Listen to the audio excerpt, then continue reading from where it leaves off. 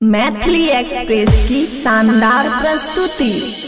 प्रेम से बोले बीड़ा वाली मैया की जय। काहे ना ले आइला भैया हो, भैया हो, माई के चुनरिया। डीजे शिवा खुशी रिकॉर्डिंग स्टूडियो बलुआहा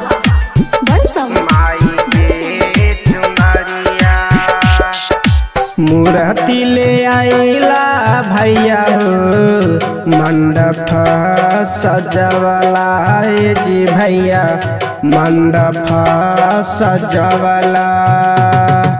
मूर्ति ले आइला भैया हो, मंडप सजवला जी भैया, मंडप सजवला।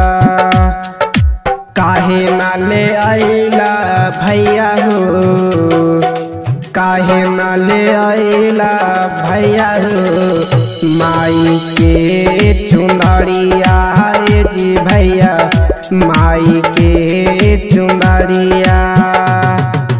काला साले आइला भैया हो, नारियल आइला जी भैया, नारियल आइला। काहे ना ले आइला भैया हो, काहे ना ले आइला भैया हो, गंगा जी के पानिया जी भैया, गंगा जी के पानिया।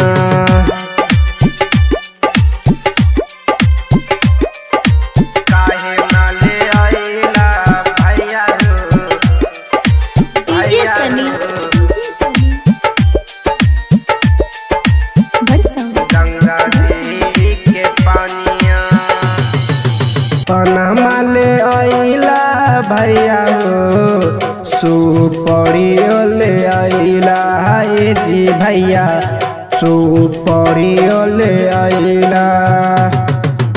पनमा ले आइला भैया हो, सुपरियो ले आइला जी भैया, सुपरियो ले आइला।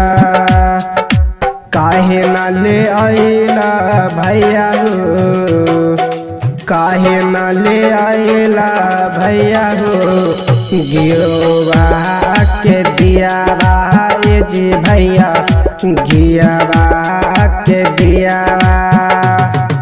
चूड़िया ले आइला भैया हो, चंदना के पुड़िया जी भैया, चंदना के पुड़िया। काहे ना ले आइला भैया हो, काहे ना ले आइला भैया हो, माई के नथुनिया जी भैया, माई के नथुनिया। प्रेम से बोले बीड़ा वाली मैया की जय।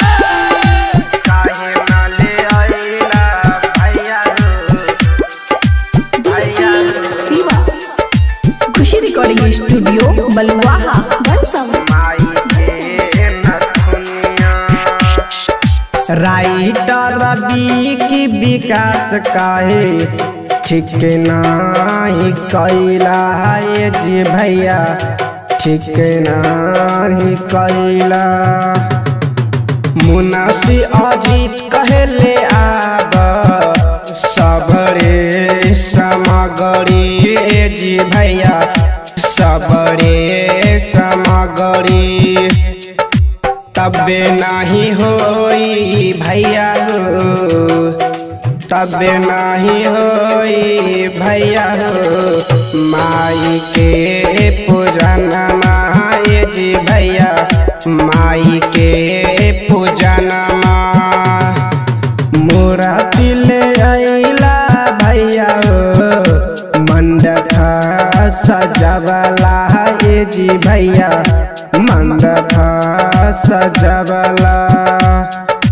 काहे ना ले आइला भैया हो, काहे ना ले आइला भैया हो, माई के चुनरिया ए जी भैया माई के चुनरिया।